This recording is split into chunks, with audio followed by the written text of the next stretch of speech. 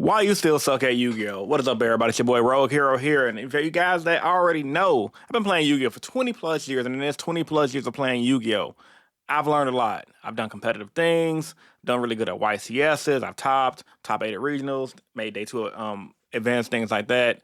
And there's one common trait that I notice about a lot of you guys that just aren't that good at the game. Now, I'm not trying to make it seem like I'm the best player in the world because I'm not. I definitely have my flaws as well, which I would admit to. Probably doing a little bit of everything on this list, which is why I made the list because I saw these flaws in myself, started fixing them, and started seeing results, especially recently. And on top of that, I'm just being honest. I'm trying to help you guys get better. So if you guys want to get better at the game, this is the video for you. It's not nothing me trying to sell you anything. This is just me being 100% honest and transparent. So if it don't apply, let it fly. Shut the F up and enjoy the video. Now, starting off with why a lot of people just aren't improving at the game outside of the obvious, putting the work in and things like that is just not putting the work in at all. General, zilch, not putting in nothing. Now, I do know I just contradicted myself saying without putting the work in, but that's the first thing I had on this list. I kind of misspoke. But yeah, not play testing. A lot of people just don't play test and they get mad when they see pissy results. A lot of people just do test hands and that's it. They might play once a week at locals and that's it, but they really don't understand their deck to a T. Now, if you're a guy who's been playing Yu-Gi-Oh for a long time, like for example, me and my buddy Yasin, who I did the interview with last week, he talked about how he don't really play test much, but when he does play test, he puts in about 8 to 10 hours, but he does a lot of test hands. If you're not an experienced player like that who's been to events, who go to regionals, get your consistent tops, or just get really close to get your national invite, you don't have that luxury. You don't have that skill set.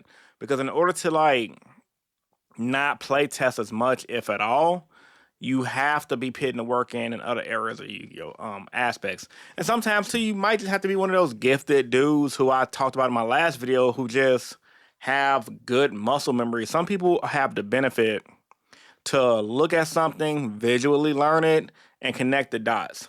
A guy like myself and a guy like a lot of you guys, and ladies too, who play this game, might not be visual creatures. You might need hands-on learners. I'm a big hands-on learner. So if I'm not going to locals constantly, play testing constantly, I'm not going to get better. Yeah, I can watch a tutorial, a spreadsheet, things like that, but I have to physically be in that moment to do two things. One, calm my nerves for said moment, because when you're playtesting, right, there's more than just playing your deck combos, going through combo lines, and trying to figure out how to beat certain scenarios, like playing through hand traps, breaking boards, things like that. And there's also the other aspect of it is where it's like you're going through your emotions, your adrenaline, your anxiety throughout the game. You might have had a bad day at work. You might have had an argument with your girlfriend. And now you're in this tournament trying to maintain your emotions in addition to trying to handle the stress in the game. That's enough to make a lot of people just not progress at all. I had a small period of my life from like 2017 to 2019 where I was straight booty butt cheeks in Yu-Gi-Oh. Like I would do okay at locals. I might win here and there. I might top OTS championships here and there. Or I might just top a locals here and there. But for the most part, when it came to big events, trash. Didn't even get close. Scrubbed out. And one of the biggest reasons is because, for the most part, outside of me playing my hero deck, because the heroes was solidly decent at the time, I was going through a lot of personal life and my personal stress. Relationship bullshit. I had a lot of different things where I'm like, where's my life going? On top of me having a little bit of YouTube drama, which pretty much spiraled into me having to get into therapy and getting my mental health fixed on. And once I got my mental health fixed and started to better myself in my life, started to get my money back up, I started doing better. I had more time for locals, I had more time for decks, money to invest, and I started seeing more results from getting my invites to nationals again and getting super close to top 8 in regionals. But a lot of times, it's hard. Top 8 in regionals is very hard. You can get close, but you might not get there. But main thing is just putting the work in, and then you just don't put, a lot of you guys don't put the work in, and that's really hurting you guys a lot. But I don't want to harp on that topic. I've mentioned that in a lot of videos, because putting the work in, like I just mentioned, the lack of putting the work in, rather, and also the lack of doing well and having personal issues it leads to lack of confidence. Now, this is something I see a lot with card players, bro. A lot of card players, myself included, so don't think I'm trying to make myself seem like I'm better than everybody, like I got it all figured out with life, because I damn sure don't. But things are getting better. And one thing I'm noticing as my personal confidence gets better is when you have the lack of confidence, mainly issues at home, that shit's gonna roll into your card game role. You might be a really good player. You might have had results in the past. You might have been really good when everything was peak performance. You're in your life. Your life was your trajectory. Your life was going great. Your confidence was through the roof. But as things started spiraling down, let's say you get things like, for example, your girlfriend break up with you. You were really in love. You get heartbroken. That's just gonna affect your card game life. Let's say, for example, if you're married and you and your wife get into an argument, that's gonna affect your card game life. Ask me how I know. I've not been married, but I've been in serious relationships, situationships, things like that. When you're really rocking with somebody, you're gonna be the type of person that's gonna be like, man, I'm kind of hurt. I'm mentally, I don't really want to be here. So when you go play cards to try to make yourself somewhat get distracted and feel better, and you're scrubbing out in the card game world, that's when you get the guys at locals who want to throw their wall at the deck. I'm sorry, throw their wall at the deck. Throw their deck at the wall, on the floor, etc. That's when you get people like myself venting and cursing at the table in the middle of a game. I personally try to tell people like, hey, look, I'm just being a little bitch right now. Don't mind me. Don't take this personal. Even though some people still take it personal, they might call me salty, whatever.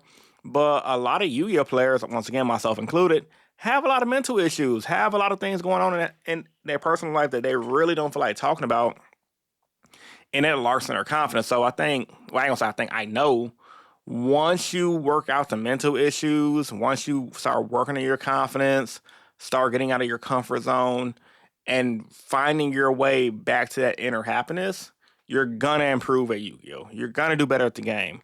Now, what that is for a lot of you guys, I don't know. I can't speak for that. A lot of you guys have demons, myself included. As I'm getting older, I'm almost damn near 40, but mid 30s still.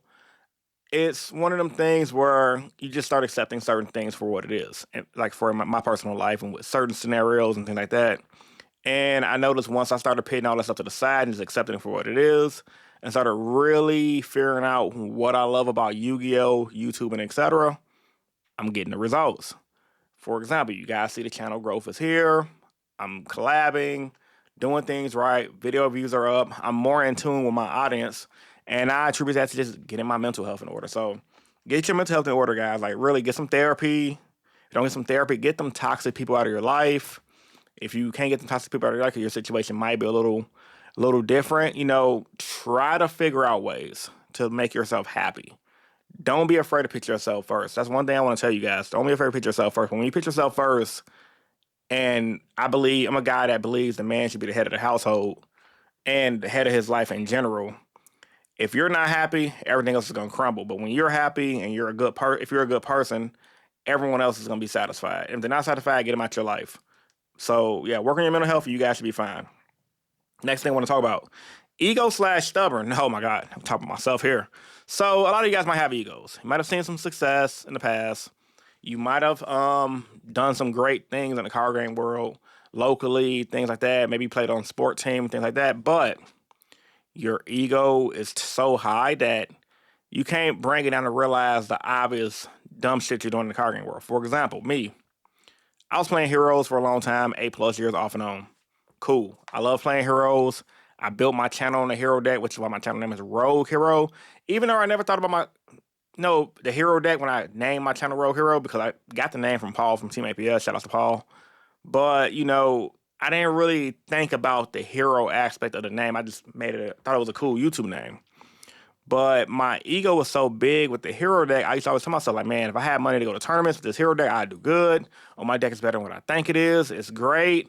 And like I said, while I did see a smidget of results with it, I didn't realize how much I was holding myself back until I said, dude, you're pissing yourself off and not enjoying your card game because you're trying to make something work that's just not going to work. Sometimes in life, you have black and white, and there's a little bit of gray in the middle. And sometimes in life, there's no gray at all. So when it comes to certain road decks, for example, back to Yu-Gi-Oh!, if the deck is either black, which is bad, well, however you want to go about it, black or white, gray, whatever. If it's bad, it's bad. It's good, it's good. Sometimes things are just facts. You play a bad deck, you get bad results. Play a good deck, you get good results. Once I realized, like, dude, you're holding yourself back playing these shit decks, just pissing yourself off, wasting money, wasting time, and started to say, hey, let me play better decks that coincides with my playstyle, which is why I got into Fire Kings, Yugioh, and now currently Pure Rizio. And Pure Rizio is not even the most popular build. It's just the build I personally like to play because I like the OCG. I like things they do. And plus, Pure Rizio is, for the most part, if you got into it early, it's not that expensive of a deck. The most expensive thing I had to invest into this deck was getting the staple hand traps of the current format. And if you know anything about me, I believe if you're not gonna play, if you're playing a hobby and you can't afford your expensive staples, don't get mad when you don't see results. You might do okay at locals without the staples. People might come on YouTube and tell you guys, hey, you guys can win with all termies. It's all bullshit, bro. Like, you need the best stuff to do well. Now, granted, can you do okay at a regionals here and there? Yeah, but when it comes to a highly competitive level, all them same people telling you guys you don't need the shit, they're running the shit somewhere in the deck, whatever it's in their main deck, side deck, etc. Or they're starting a trend to prove a point, but because their skill is so good, they can get away with it, but the average player ain't as good as them. A lot of these players put tons and tons of hours in the playtesting. A lot of these, this is their job. This is what they do. They live for this shit. Trust me, I was one of those guys back in the day with Naruto. I lived, ate, sleep, shat, card games. I know what the fuck I'm talking about. So heed my warning, man.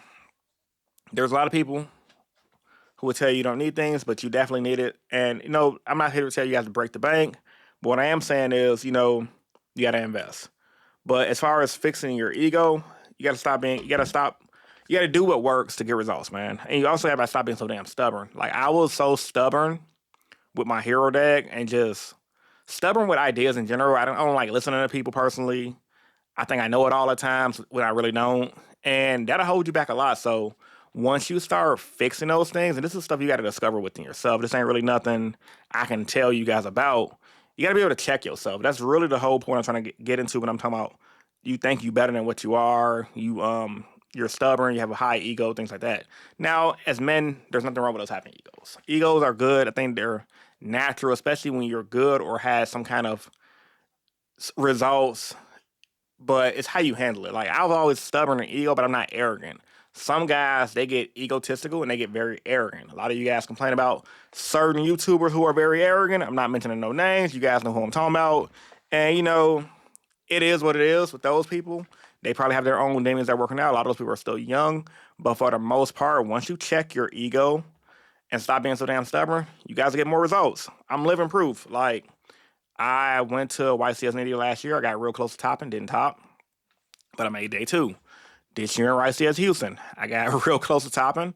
Most of my games I lost was me just not realizing stop playing at the time. That's something I'm gonna work on for the next event when I go to nationals. But for the most part, I did really well, and I think I performed really well. Made day two, scrubbed the first round day two. I'll admit it. I got the bottom following round, but it didn't matter.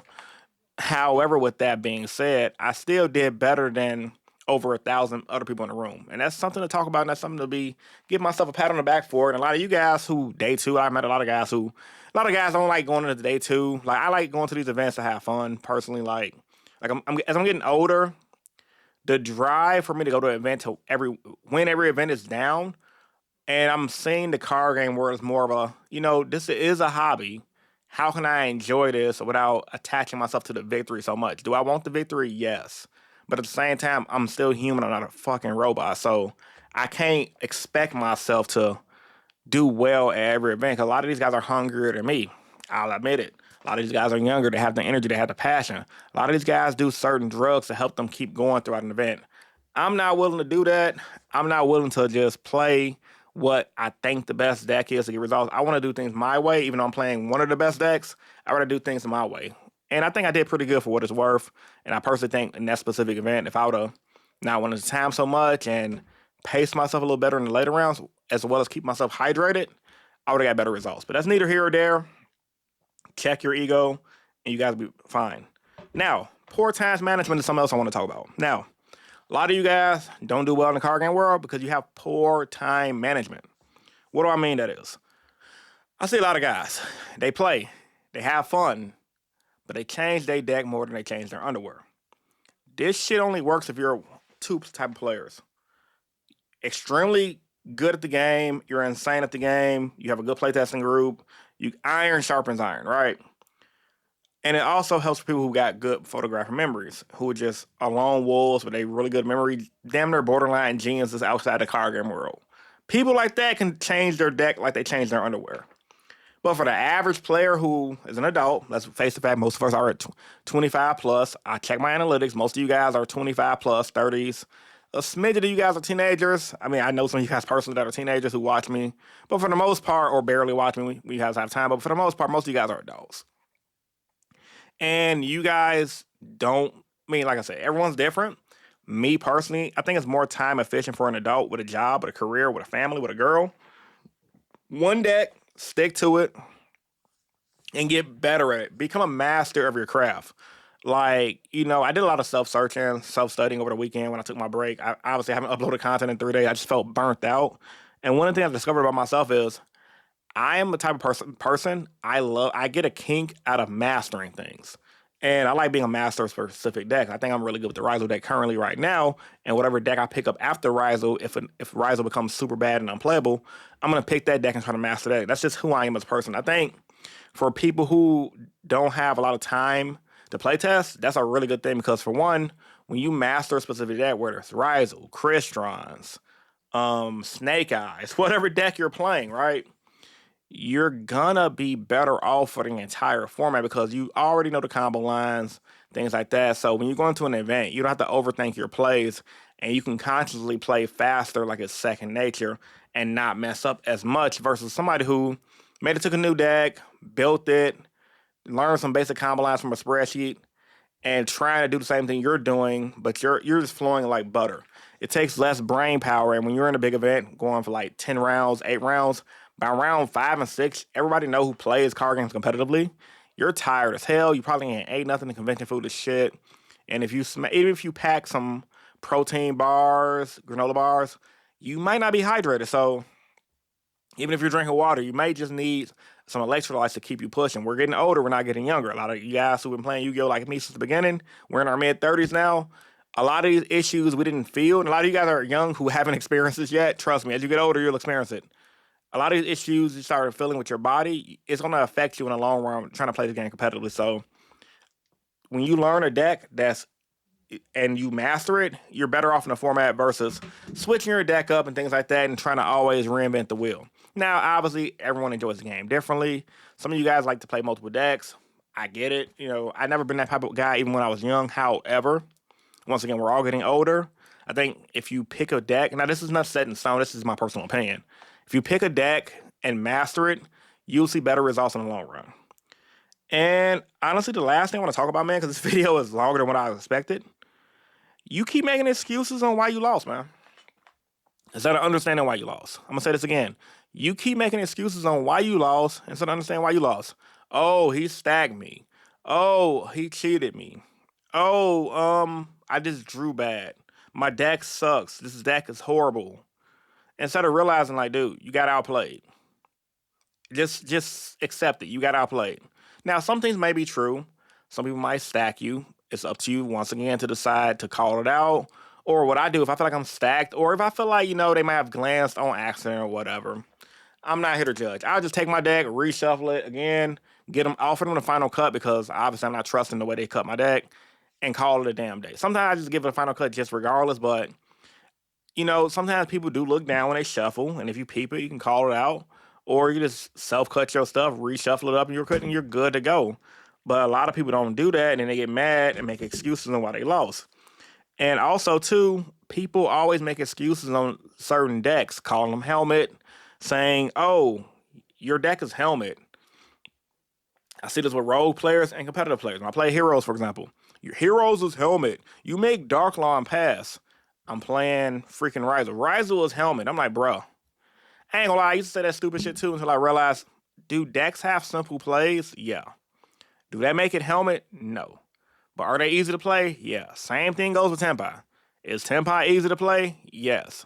Is it helmet? No. I don't think no deck is helmet in the grand scheme of things because you notice a difference between when you play a shitty Tenpai player, a shitty Yugioh player, a shitty whatever deck player, versus playing a master of said deck or somebody who's really good with that deck. Play somebody who's really good with Branded Death Spirit, you're gonna get smoked. Play somebody who's terrible with Branded Death Spirit, you're gonna think the deck sucks.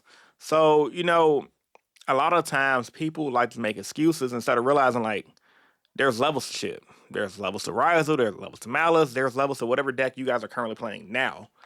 And you gotta just realize it, accept it, and stop making excuses on why you lost and understand why you lost. Put thought into your game. I don't know what YouTuber did it, but I know I've seen a few people record their games at locals for privacy reasons just to rewatch their games. I haven't seen it recently, but I know people told me over the years they're recording their games. I'm thinking they're doing YouTube stuff, but they said no, I'm recording my game because X YouTuber told me to help me learn my playstyle better, and that's spot on. I mean, not learn playstyle, but like learn where you misplayed it, and that's good too. But also try to just reflect. Like a lot of time when I lose and I get pissed, obviously I'm natural, I'm human. I take some time out, reflect on my losses, and either I did a big misplay, I got outplayed, or I took a gamble. And sometimes you have to take gambles when playing card games. Like sometimes it's Dan if you do, Dan if you don't. Because sometimes, like for example, right, I'm notorious for playing a Tenebru if I know I got game. If I know I got game and my opponent hasn't dropped Nib after the 5th summon, I'm just gonna play in the Tenebru because why? I would much rather win on that turn than get nibbed and then lose on the following turn. I'm sorry, that point came out terrible. I would much rather playing to nib and win on that turn and versus not playing to nib, knowing I have no way to come back if they don't have nib, and then be conservative and then lose and they didn't have nib. Because I've happened to me before, especially in the past. I'm giving that as an example. Back in 2012, when I first got back into Yu-Gi-Oh, people scared the shit out of me with Gores. I used to hate Gores. Gores was my mother effing kryptonite. I lost games because of Gores. I think a lot of you guys did. However, eventually I learned to just say F it and play. If they got Gores, they got Gores. And I started seeing better results. Same thing with Nibiru. Sometime when Nibiru first came out, I used to get cooked by Nibiru. But at the same time, I'm like, man, if they have it, you better have it or you're going to get cooked. The only time you shouldn't play into a card like Nibiru is if you play into Nibiru, you have follow-up for the following turn. I'm sorry. Rather that if they Nibiru, if you don't play in the Nibiru, they're losing 100% guaranteed regardless. Like, and there's a lot of games where I'm like, okay, you know what? My hand is so cracked, I'm gonna win regardless. I don't have to play in a nib. I'm just gonna do a little bit of damage. I'm gonna win on the following turn and pass. But sometimes you're like, you have hands where it's like, man, if I play and they don't have nib, I win.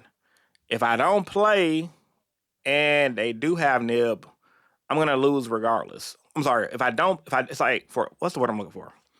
If I play into Nibiru, I'm gonna win. If I don't play into Nibiru, I'm more than likely gonna lose. So sometimes you just have to take the gamble and go for it. Because if you don't, you're just cooked regardless.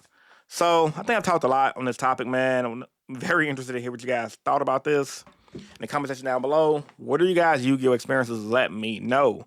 We're on the road to 23K subs, man. That's insanity, bro. Like, it's crazy that at one point, pre-C19, I was thinking about giving up on YouTube. And now we're here, 22. Where am I at right now, man? 22,678 subscribers strong. I really appreciate all you guys. This is your boy Rogue Hero, bringing you guys another real discussion, and I'm signing out. Peace. I'm going to see you guys in tomorrow's video.